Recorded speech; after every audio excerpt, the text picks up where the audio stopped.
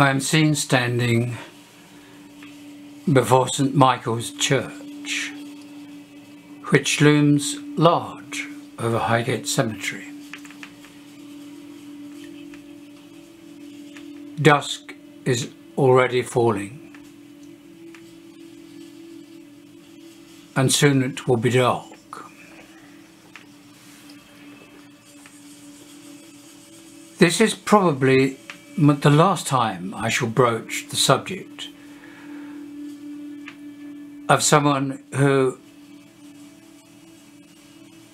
almost 4 years ago was cremated and is no longer with us. I do so because the media have chosen in the past few decades to treat him as an important figure, not all, but some of the media, in the story of Highgate. I cannot agree with them, of course, and least of all with the more sensational claims made by an American journalist that his earthbound spirit haunts the cemetery. I cannot think of anything more absurd or preposterous. He did haunt the story of Highgate and its vampire for many years, decades indeed. But that ceased upon his demise, which brought to an end his obsession. And it was an obsession. I knew him as well as anybody could in the important period at the time. I knew him better than his own son, who didn't even meet him for the first 40 or so years. I knew him well enough to know, as described in my book and elsewhere, that he was not serious, that he did not believe in either ghosts, vampires or anything else. But he did believe in self-publicity, and he achieved it to some degree, but at the expense of the truth and at the expense of other people and organisations such as the British Occult Society, to which he owed no connection whatsoever. But of course, commentators today only use what is useful to them. Their agenda is not the truth. Their agenda is what attracts interest. Hence, he now walks Highgate Cemetery as some spirit, or should I say ghost. That's not to say I don't believe in the possibility of ghosts, because I do. Indeed, there might be ghosts in Highgate Cemetery. Some say there's as many as 13. However, that he's not one of them. And nor is the ghost he invented back in early 1970. On the 13th of March 1970, he was not even present. He was in the Prince of Wales.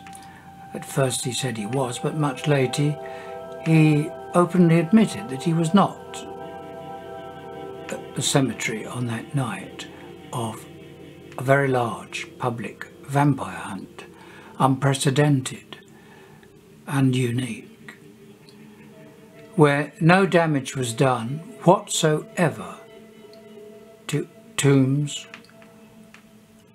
and no arrests were made by police. This might contradict what many have since claimed on social media, but I was there and I know it to be the truth.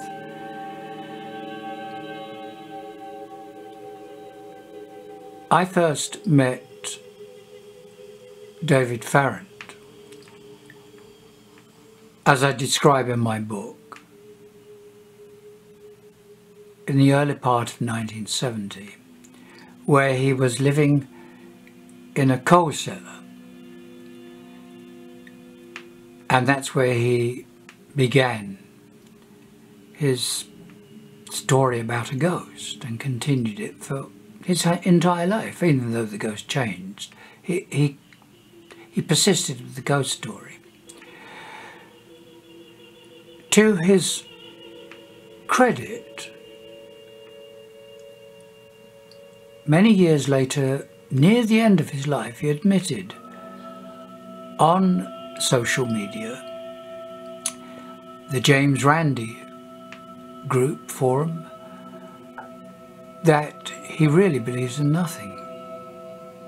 Those were his actual words. He said, "I must really tell you that I don't believe in anything." And I would agree, that really sums up the truth. I knew him well enough to know that he was manufacturing stories. I don't believe anything like half of what he claimed he did in terms of ceremonials, black magic and sacrifices took place. I think that was simply something for the media, because whilst he was obsessed with all things Highgate, he was obsessed even more with his own self-publicity. I didn't dislike him enormously. I just discovered from almost the first that he was lying. And he is really, in the beginning, he has admitted as much. He was less inclined to do so as time proceeded. I didn't understand it, and I tried to eke out the truth. What if David, whose life was 100% Highgate Cemetery, what if he is now part of the story, but in a different realm? It's just crazy to think, just thinking about it's just crazy. You don't come across that sort of thing. Touch the gate. He was trying to warn us, I think, or the entity what was behind me. Show yourself behind me.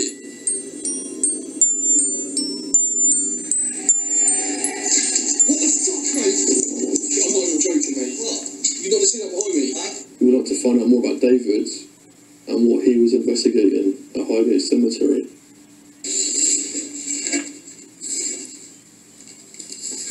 Didn't know a lot about my dad growing up at all. All I knew about my dad was that he had a newsagent. And then when I finally met him, it was just a revelation. It was just a hell of a surprise, really. Well, when I was about 18 months old, my mum was pregnant with my brother, and then my dad got interested in all the Highgate stuff. And in my mum's words, that's when the weirdness started. One night she just moved us all back to where she was brought up. I didn't see him for, it was about 40 years, something like that. Oh, the Highgate Vampire had a massive impact on him. In fact, I'd go so far as to say it took his life over. My dad had seen something in the cemetery, frightened the hell out of him. Now, I can't say what it was. I don't know, but the one thing I can say is that he genuinely believed that he saw something there. I went to Highgate Cemetery myself one evening in late '69. Walking down Swains Lane, I intended to climb over the main gate, which is quite easy to do. Something caught my eye, and I actually saw a tall figure. It was about 7 or 8 feet tall. It was almost as tall as the top of the gate. It was definitely clad in a cloak with a hood or something like that. I don't know. Its face was white or rather grey as compared to the rest of its appearance, and I definitely saw these eyes, which were red.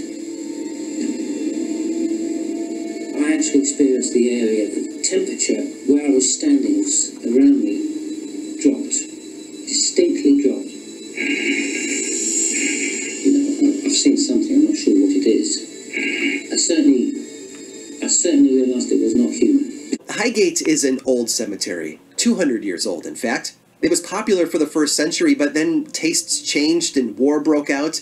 During World War II, most of the men who served as groundskeepers and caretakers in the cemetery were called into military service, leaving the place unattended.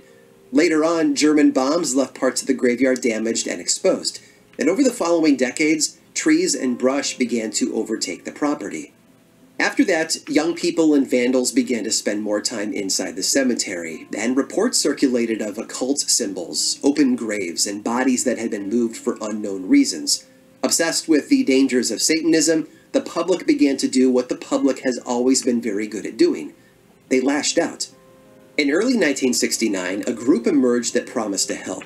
They called themselves the British Occult Society, and their aim was to investigate the unusual events and vandalism taking place in the cemetery. Unlike a lot of the general public, this group was even brave enough to enter the overgrown graveyard and explore it with hopes of finding answers. According to the two men at the center of the group, Sean Manchester and David Farrant, what they found confirmed earlier reports, and they also listened to others in the neighborhood who had stories of their own to share, which is where they first encountered the rumors of something, maybe a person, or maybe something else, that prowled the graveyard at night. The stories described it as a tall, dark figure that could paralyze those who encountered it. Farrant was intrigued, and so on December 21st of 1969, he camped out in the cemetery overnight. It was the winter solstice. He was a paranormal investigator. It all sort of lined up in his mind, at least. And according to him, the night was a huge success. The way he described it, at some point during the hours between dusk and dawn, Farrant witnessed a person that stood over 7 feet tall. This figure apparently had eyes that glowed brightly, but when Farrant looked away for a moment, it vanished. He wrote to the local paper and asked if others had seen the same figure. Amazingly, for about 2 months, letters flooded in from others who described similar experiences. About the same time, though, Farrant's partner, Sean Manchester, left the group to start his own, and made further discoveries. His findings, though, were more bloody. He believed the stories of a mysterious dark figure, but he also found numerous animals in the cemetery that had been drained of blood. Upon inspection, he reported that each of them had small holes in their neck. When the local papers asked him if he had a theory, he told them he did. The figure, according to Manchester, was clearly a vampire. And not just any vampire. This was what he called a king vampire, brought over from Wallachia in the 1700s by a curious noble, and then buried on the estate that eventually became Highgate. All of the satanic activity, according to him, was the work of local occultists trying to resurrect this creature. So Manchester offered to hunt it down and exorcise it. He acknowledged that the law made it a bit difficult to go around plunging wooden stakes into corpses, but he had already done it twice before. According to him, he was willing to put his life on the line to track down and destroy the king vampire. Few people bought it. They did believe that something was going on inside the cemetery, though, so the police began to patrol the area, watching for anything out of the ordinary. Over the next few months, they chased a number of vandals out of the graveyard, but none of them turned out to be anything more than teenagers pretending to be vampire hunters, just out looking for a thrill. And then, on August 1st of 1970, something happened that changed all of that. That night, police were called to Highgate Cemetery and directed to one particular crypt that was deep inside the property. When they arrived, they found the tomb door standing wide open, and inside, stretched out on the cold stone floor, was a body. Not particularly odd given the location, but it was the condition of the body that alarmed them. It had been charred beyond recognition, and then decapitated.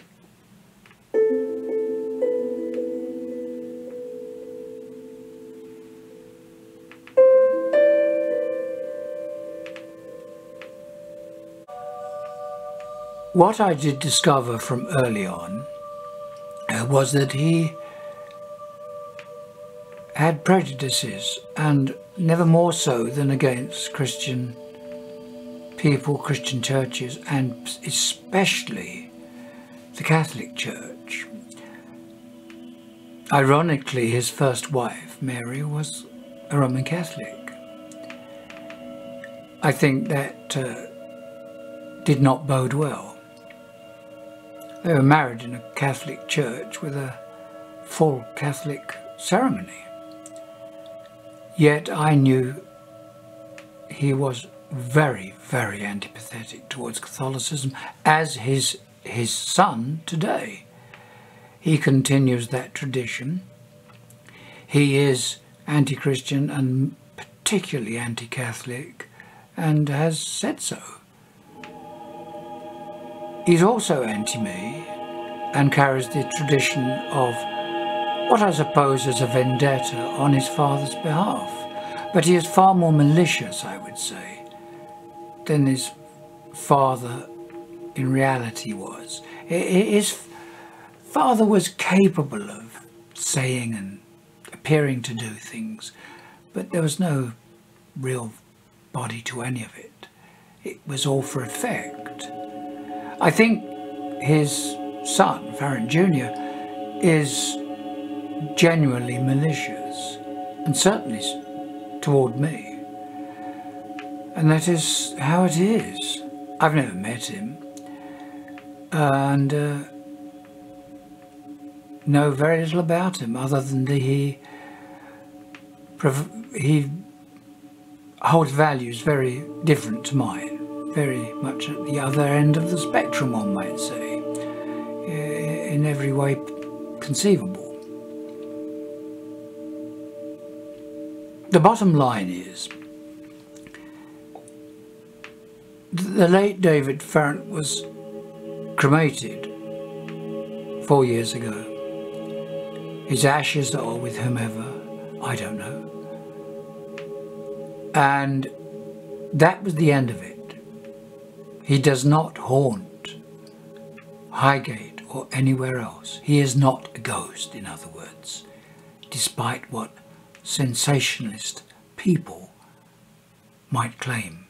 Allegedly, Sean Manchester said about David on TV, he goes against our explicit wish for his own safety. We feel he does not possess sufficient knowledge to exercise successfully something as powerful or evil as this vampire, and may well fall victim as a result. The broadcast even featured live reporting from outside Highgate Cemetery, and this got the locals and those farther afield properly riled up. Within hours of the broadcast, nearly 200 people descended upon Highgate Cemetery, determined to track down the elusive vampire. People actually drove for miles around to come and search for the vampire. They scaled the walls, not put off by the fact that the cemetery was locked up for the night, and off they ran into the darkness, despite the police trying to stop them. Sean Manchester allegedly remarked that it was like the end of a Frankenstein film when the monster was chased. People had weapons and looked as if they could have turned nasty if they had seen a tall, lean person in dark clothing.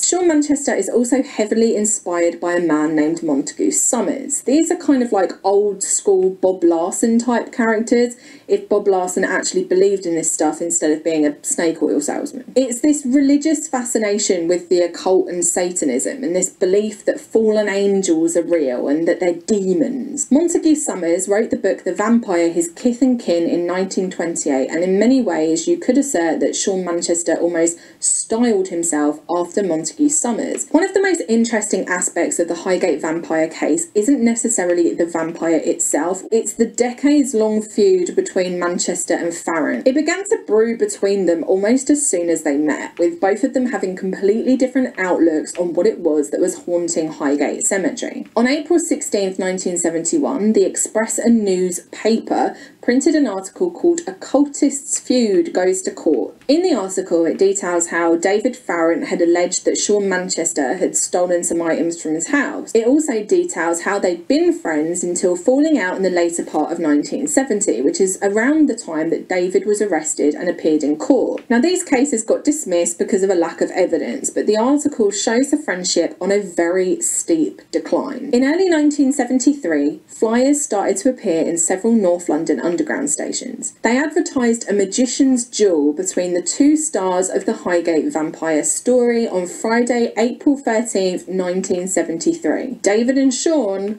were going to battle. According to the book Raising the Devil, David Farron agreed to the duel, providing it would be in private. However, it was set to take place on Parliament Hill in Hampstead, overlooking London, and it is proper busy there. It's definitely not private. As we've learned throughout this story, the press came in and sensationalised the shit out of it. They claimed that Sean and David were going to slaughter a bunch of cats in front of a bunch of witches, and even the RSPCA ended up stepping in, and they made a statement saying that they were going to take strenuous action to stop this medieval practice. David is quoted in the newspaper as saying the cat will be anaesthetised before its slaughter, and that when he agreed to take part in the duel, he didn't realise that there would be so many difficulties. However, he then goes on to say that he's been misquoted, which seems to be a running theme in this story. See, there hadn't actually been a sacrifice planned at all. It was all just hyped up nonsense. David said he didn't show up to the duel because he was concerned for his safety, and Sean Manchester allegedly performed some sort of exorcism in front of the media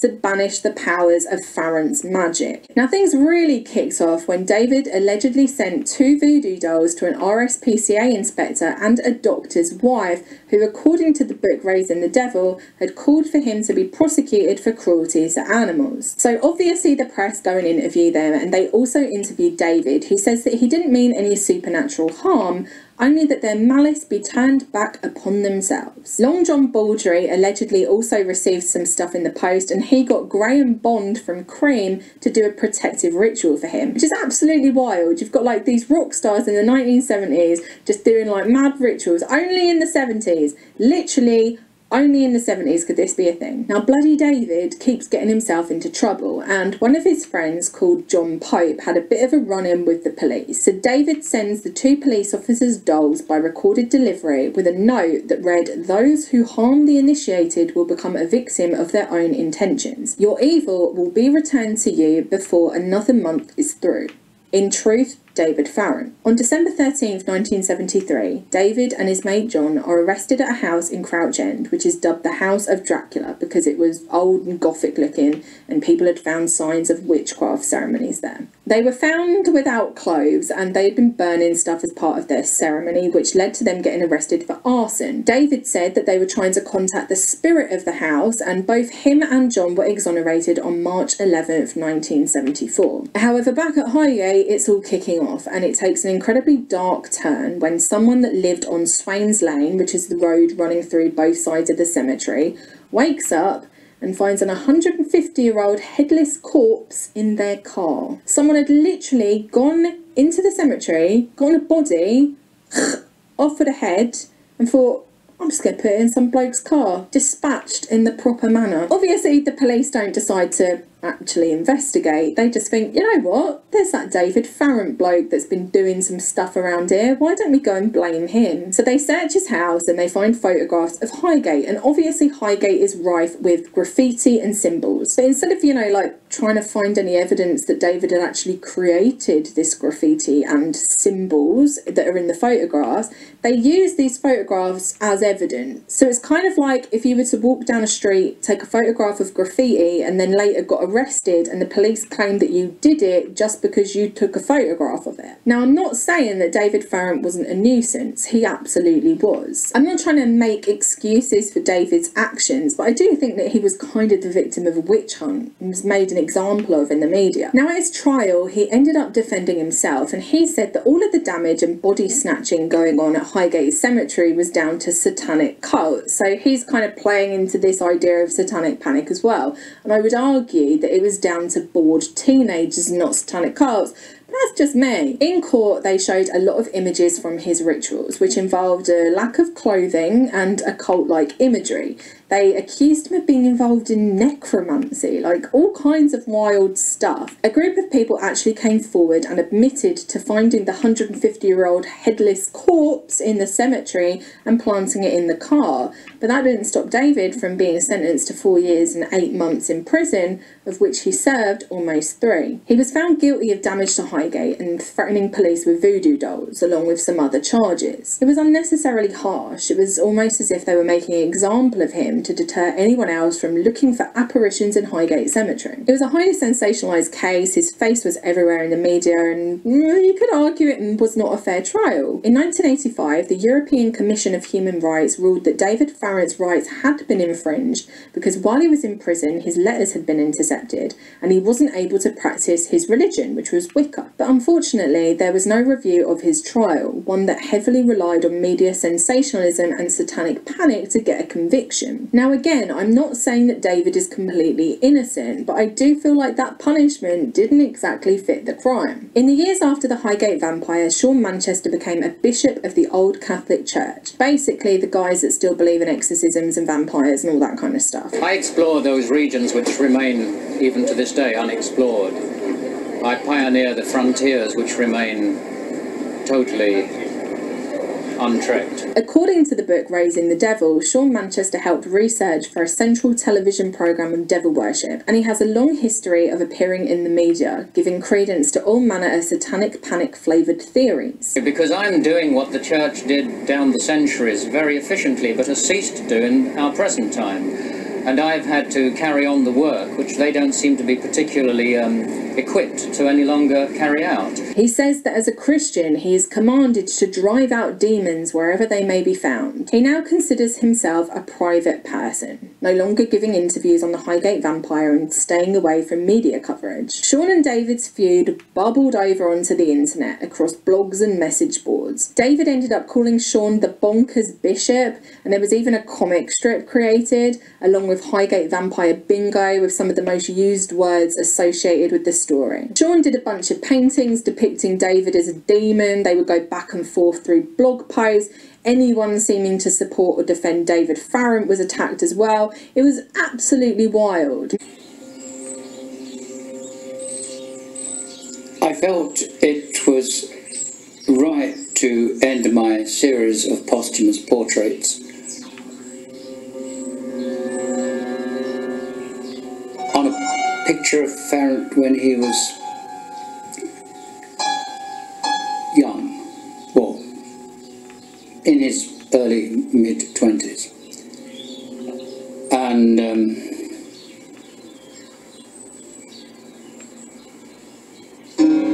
reveal that truth, which is, for me, both sad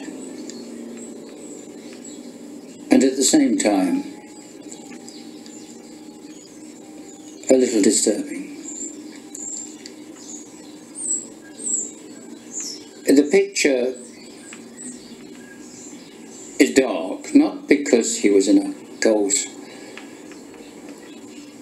bunker particularly where it was dark, he only had candles, or because it is at night, which invariably most of the time it was.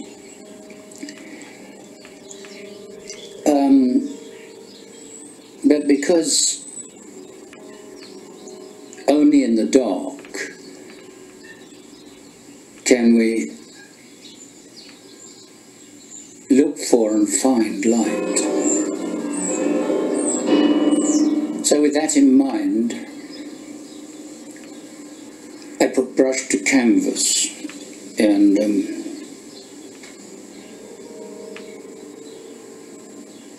try to reveal the truth, and with a degree of affection and feeling.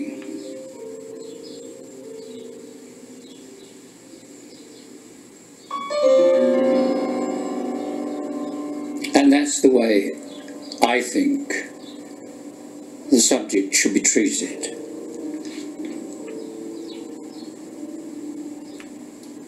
However, I do think that the biggest culprit here, which some people might disagree with, is the bloody media. They found a sensational story and they wouldn't let it go. They misquoted and misrepresented both of these people until the truth became blurred with fiction, creating a climate of mass hysteria and fear, one that gets newspapers selling like hotcakes. And while I think that David Farrant definitely had a big role to play in this story, he didn't really have any control over the way the media spun it. According to him, he was misquoted by police and the press multiple times, and he was kind of turned into this scapegoat of the entire debacle. Definitely responsible for his actions, but painted to be some sort of terrifying master of magic and the occult, instead of just a Wiccan from North London interested in psychic phenomena. The media then went on to use Sean Manchester and David Farrant on multiple shows about both vampires and the occult. Well, if this is really true, I ended up in court charged with hunting a vampire.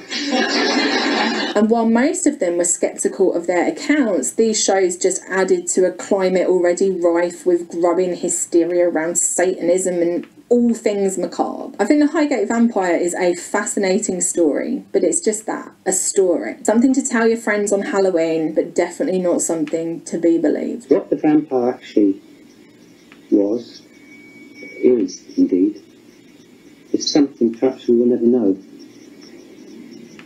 Perhaps it is only a matter that can remain a speculation. As to the question of whether a vampire still exists at Highgate Cemetery, well, I can only say yes, it does.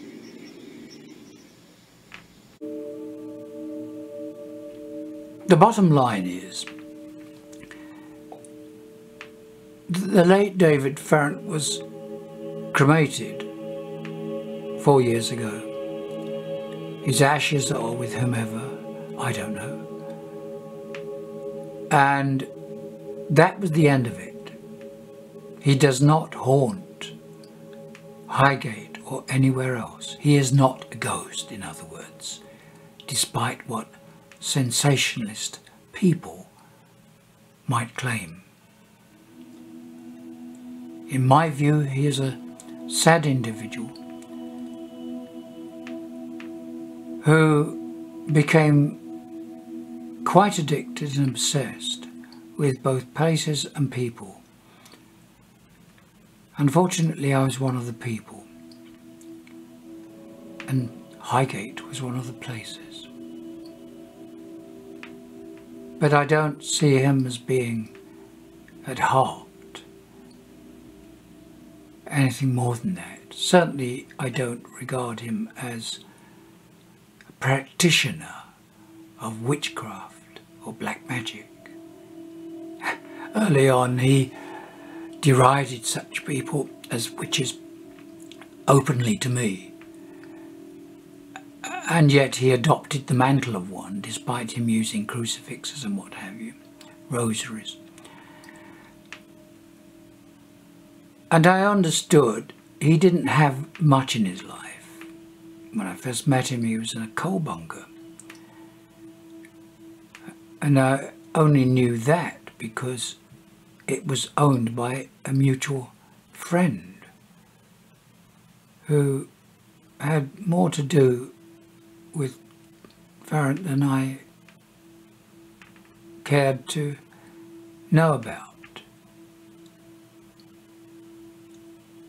And from there, things didn't really improve. But although I have often said that I saw him as possibly possessed, he had the devil in him, put it that way. He was not the person that some of his greatest critics make him out to be. And he was not genuine. And that's his worst crime. His lack of sincerity. But as years, decades passed, he probably began to believe in his own publicity, his own myths, his own created stories. He probably began to believe in them to some extent, but they changed so often. What was first a ghost then became a vampire, then became a tulpa, then became a thought former, then became something else entirely. There was never any continuity in it. How could there be? He didn't really believe in any of it. I saw that from the start. I could see that he was just another hanger-on that saw an opportunity to exploit something. There were others, but then nobody exploited it quite like him. He was just a chap caught up and carried off.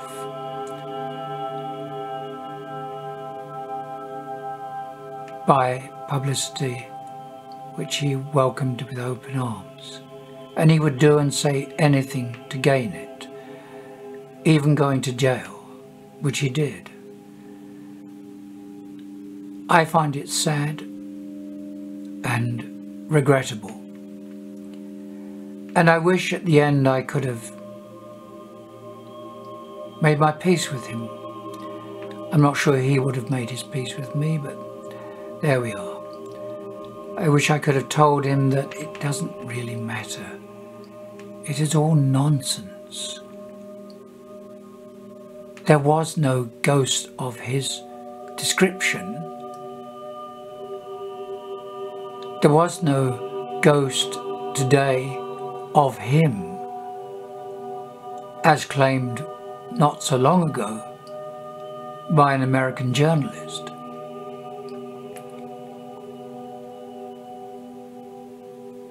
There is only a lingering sadness that he spent his life on something he didn't really believe in and never had.